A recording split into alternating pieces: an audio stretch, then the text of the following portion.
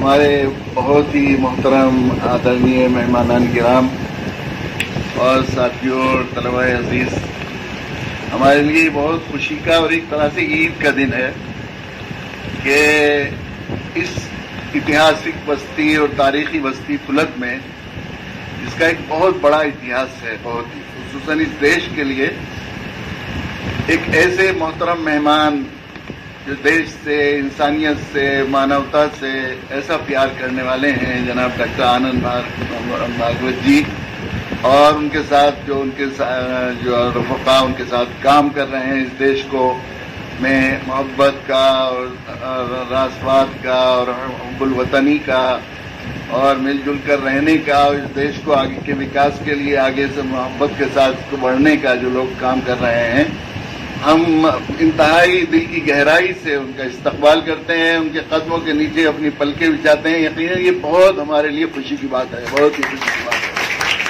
یہ بستی جس کا نام پھلت ہے، اصل میں یہ بہت ہی ڈاکٹر صاحب اور ان کے رفقا کی معلومات کے لیے بتانا چاہتا ہوں کہ ایسی بستی میں آپ کا سواگت اور آپ کا آنا یقیناً بہت ہی مبارک ہے۔ یہ بستی بہت ہی اتہاسک بستی ہے۔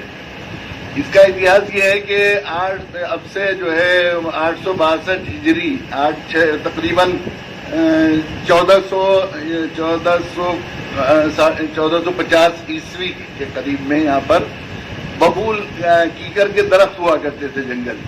تو سکندر لودھی جو بادشاہ تھے، ان کے پیر، استاد اور گرو جو تھے حضرت قاضی یوسف ناصحی، وہ وہاں سے وہ جو ہے پوری عدالت وغیرہ ان کے نظام عدل کو اور قضا قاضی کے اس کو دیکھا کرتے تھے۔ کسی بات پر ناراض ہو گئے، ان کا دل نہیں لگتا تھا، صوفی آدمی تھے تو وہاں بادشاہت میں دل نہیں لگتا تھا، چھوڑنا چاہ رہے تھے، تو وہ یہاں آ گئے۔ یہاں آئے تو انہوں نے محسوس کیا انتر آتما سے کہ یہاں سے ہمیں ودیا کی، علم کی خوشبو آ رہی ہے۔ اور پھر ایک کیکر کے درخت کے نیچے انہوں نے جو ہے 2 رکعت نماز بھی پڑھی مالک کے سامنے اور دعا مانگی کہ مالک یہاں سے ہمیشہ کے لیے، قیامت تک کے لیے، جب تک یہ سنسار رہے اس وقت تک یہاں سے ودیا کا اور علم کے چشموں کو جاری فرما دی۔ پھر ایک جھوپڑی ڈال لی گئی۔ بعد میں بادشاہ سکندر لودھی کو جب معلوم ہوا تو وہ جو ہے آئے یہاں پر معافی مانگنے کے لیے کہ آپ کس بات پر ناراض ہو گئے، وہ بات غلط فہمی کی وجہ سے تھی۔ انہوں نے کہا اب تو ہمیں معاف تو کر دیا ہے لیکن ہم یہیں رہیں گے۔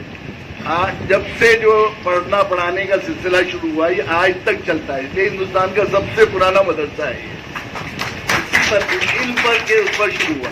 پھر دوسری سب سے بڑی بات یہ ہے کہ 1857 سے بھارت کی جو ہے وہ جنگ آزادی کی تاریخ بنائی جاتی ہے، حالانکہ صحیح یہ نہیں ہے۔ فیکٹ یہ ہے کہ 1808 میں یہیں کے رہنے والے ایک بہت بڑے اسکالر تھے، شاہ ولی اللہ رحمۃ اللہ علیہ، یہاں پر ہوئے ہیں بہت، پوری دنیا میں کہیں بھی جائیں گے تو پھلت کا نام لیں گے تو ان کی وجہ سے پوری دنیا میں پھلت پہچانا جاتا ہے۔ وہ انٹرنیشنل اسلامی اسکالر ہیں۔ ان کے بیٹے تھے شاہ عبدالعزیز صاحب، انہوں نے انگریزوں کے خلاف جہاد کا فتویٰ دیا تھا اکبر آبادی مسجد میں، دہلی میں۔ وہ سبھاش چندر بوس میں جو ہے میٹرو کے دوران وہ کرتے ہوئے جو مسجد نکلی ہے وہ اکبر آبادی مسجد ہے، کہ یہ جو ہے ہمارے دیش پر غاصب ہیں، ہمیں ان سب کو مل کر یہاں سے نکالنا ضروری ہے، اور ہم لوگ اس میں اگر کوشش کریں گے تو یہ دھارمک یدھ ہوگا۔ اس لیے کہ اسلام کا قانون یہ ہے کہ دیش کی سیوا کے لیے اور دیش کی حفاظت کے لیے جنگ دی جاتی ہے، وہ جنگ دھارمک یدھ ہے، جہاد ہے، تو انہوں نے جہاد کا فتویٰ دیا۔ اس جہاد کے فتوے سے ناراض ہو کر انگریزوں نے اس مسجد کو دھسوا دیا تھا نیچے، اور شاہ عبدالعزیز صاحب کے بات ہونے دیجیے، کوئی بات نہیں، آپ کوئی بات، تو وہ شاہ عبدالعزیز صاحب کے پونچے نکلوا دیے تھے، ہاتھ نکلوا دیے تھے، جن سے انہوں نے فتویٰ دیا تھا۔ پھر اس فتوے سے متاثر ہو کر ان کے شاگرد سید احمد شہید رحمۃ اللہ علیہ، انہوں نے پورے دیش کے راجاؤں، بادشاہوں اور ان کو خطوط لکھے، نوابوں کو، یہ سامان بیچنے والے ہمارے دیش پر قابض ہو گئے ہیں، ہم سب مل کر ان کو نکالیں، بعد میں ہم دیکھیں گے جیسے راج کریں گے۔ پھر یہاں آئے وہ پھلت، چونکہ ان کے پیر کی بستی تھی، یہاں معلوم ہوا کہ اب یہ آزادی کا سنگرام کرنے والے ہیں، تو پھلت کے لوگوں میں مشورہ ہوا، اور مشورہ ہونے کے بعد یہ طے ہوا کہ ہر گھر سے ایک آدمی جنگ آزادی میں شہید ہوگا۔ جس گھروں میں کئی مرد تھے وہ ہر ایک کہتا تھا ہم جائیں گے، تو وہ کہتے کیا کریں کہ پرچی نکال لیں، قرعہ ڈال لیں، جس کے نام کا قرعہ ڈلتا تھا وہ خوش ہوتا تھا۔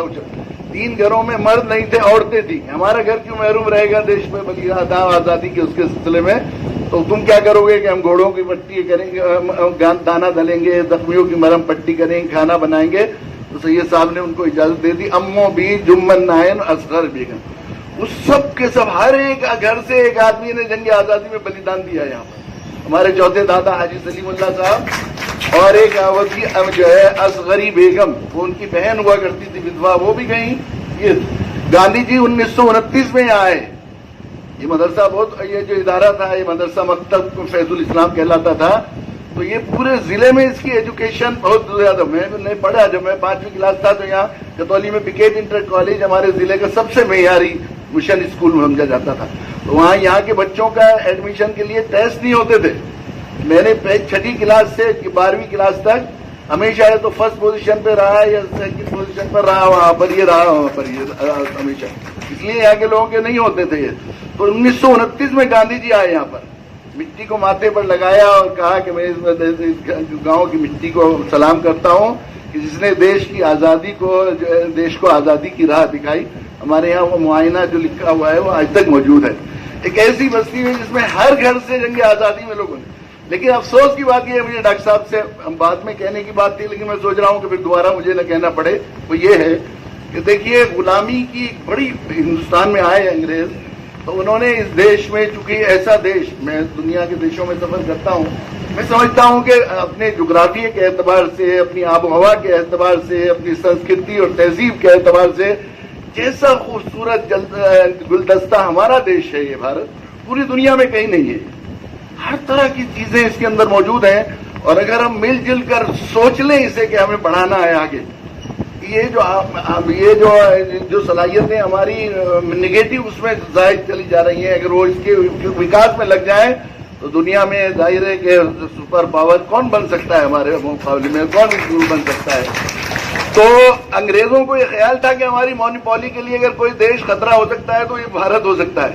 اس لیے انہوں نے ڈیوائڈ اینڈ رول کی پالیسی پر یہاں پر جو ہے سیاست کی. اپنے دیشوں میں بھی سیاست کرتے ہیں لیکن کہیں کوئی پارٹی آپ کو نہیں ملے گی وہاں پر ڈیولپمنٹ وکاس کے مدوں پر ہی کرتی ہے. اب وہ انہوں نے اتہاس میں کچھ ایسی چیزیں چھوڑ بچا دی اور ایسا اس وقت جو ہے وہ سواگت ہے آپ کا استقبال، ایسا وہاں پر یہ سن 1947 میں دیش تقسیم ہو گیا. یقیناً یہ کیسا زخم تھا ہمارے لیے، کیسا زخم. اس سے پہلے بھی ہم نے بلیدان دیے، ہر گھر سے ہمارے ہندوستان میں ایک شہید ہوا، لیکن وہ آپس میں محبتیں بڑھ رہی تھی اس بلیدان سے. وہ دشمنوں سے لڑ رہے تھے، ہم اپنوں سے نہیں لڑ رہے تھے جو جا رہی تھی. ملک کی آزادی کے لیے لڑ رہے تھے. اس زمانے میں بہت قربانیاں دی ہے، بڑی جانیں بھی گئیں، مال بھی گیا، نقصان ہوا. لیکن اس سے پہلے جو کچھ ہوا وہ جو ہے وہ ہم لوگ دوسروں سے لڑ رہے تھے، آپس میں محبتیں بڑھ رہی تھی. میں گیا ہوں کالا پانی بھی، وہاں بھی میں نے وہ پھندے دیکھے ہیں جن میں ایک ہندو ایک مسلمان کو ساتھ میں پھانسی دی گئی. ہانسی بھی جانا ہوا میرا.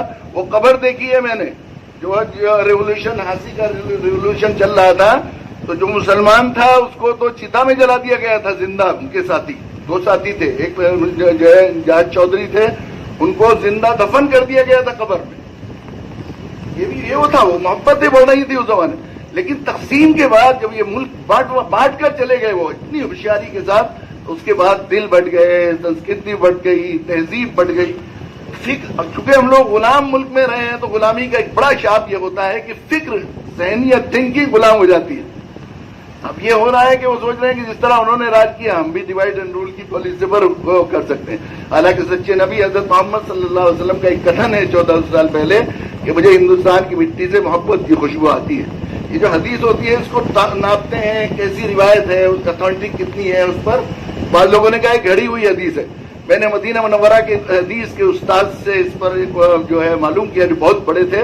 انہوں نے 17 صفحوں کا مضمون لکھا اس پر اور کہا 23 لوگوں سے یہ بیان کی گئی ہے روایت کہ مجھے ہندوستان کی مٹی سے محبت کی خوشبو آتی ہے، محبت بھرے لوگوں کا ملک ہے. ایک سلطنت تھا. پھر دوبارہ میں یہ کہتا ہوں جگہ جا کر میں سمجھتا ہوں اس دیش کی پہلی ضرورت ہے یہ کہ ہم لوگ یہاں سے پھر ایک سلطنت سنگرام کا بیڑا اٹھائیں جس سے فکر بدلے.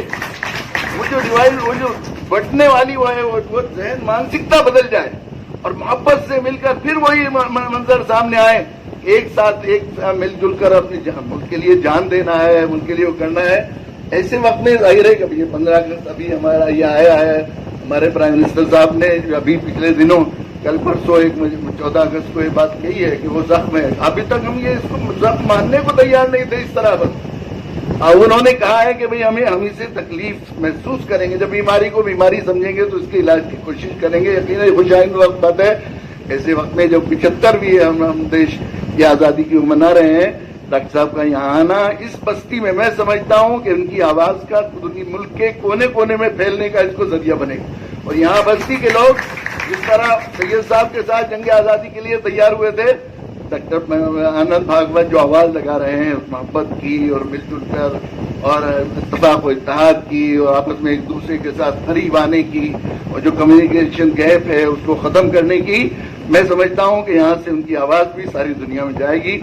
मैं बहुत आभारी हूं कि उन्होंने वो समय दिया। मैं दिल्ली भी मिल सकता था, मुझसे कहा था डॉक्टर साहब ने 19 तारीख को आता, मैं 18 में मेरे प्रोग्राम थे, मगर मुफ्ती साहब ने कहा कि बेहतर यह है कि 19 में होगा तो ठीक है। तो मुझे ख्याल हुआ कि फुलत की इस बस्ती में आएंगे और यहाँ से आवाज़ लेकर जाएंगे, तो मुझे उम्मीद है कि देश के कोने कोने में, सब कोने कोने यानी दिल तक इंशाअल्लाह ये आवाज़ पहुंचेगी। हम बिल्कुल पल के भी जाते हैं और आपके साथ यहाँ के लोग, जिस तरह हमारे बड़ों ने वादा किया था कि हर घर से जो है हम बलिदान देंगे, हम फुलत वाले फिर आपके साथ हैं। जहाँ आप खून पसीना जान देश के लिए, देश के हित के लिए और देश को मोहब्बत कायम करने के लिए और आपस की दूरियां कम करने के लिए और देश को दुनिया में आगे बढ़ाने के लिए जो करेंगे, तो यहाँ उम्मीद है फुलत के सब लोग इंशाअल्लाह साथ रहेंगे इंशाअल्लाह।